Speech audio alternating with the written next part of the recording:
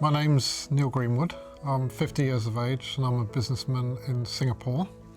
I woke up one morning and jumped out of bed and fainted, striking my face against the chest of drawers.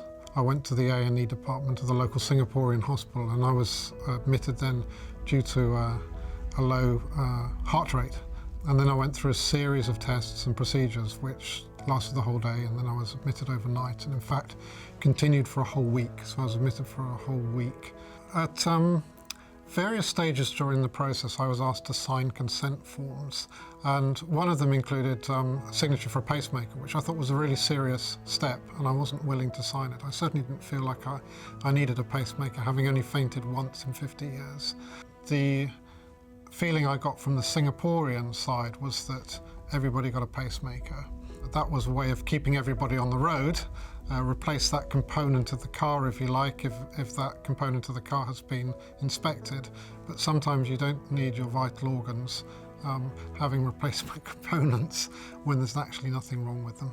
So I contacted Medix and Medix reviewed the case. It was pretty cut and dry. Basically, all we needed to do was get all the information so that our specialists could review all of the imaging, all of the blood test results, just to clarify, does he really need a pacemaker? Is there really something going on, or was this just or did he just faint?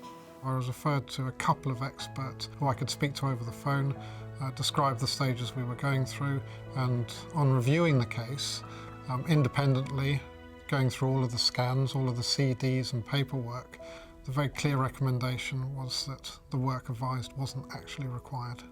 Unfortunately, in the medical system, sometimes, doctors, they can do investigations, they can provide treatment that maybe isn't necessary.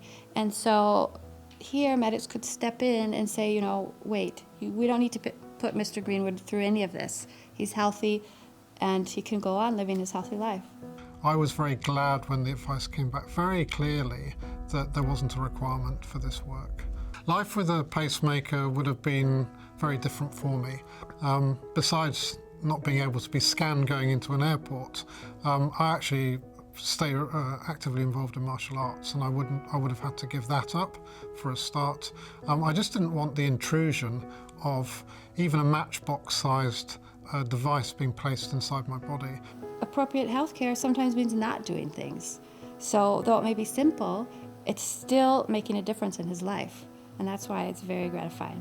The moral of the story for me is it's all about the advice.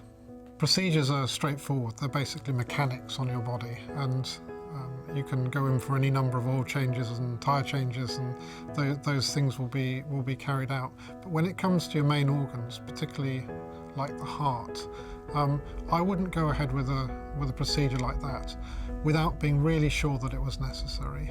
I feel great, I feel fit. I've been running this morning and I regularly run and I'm in good shape. So I'm just incredibly grateful that I'm not walking around with a pacemaker that I didn't actually need.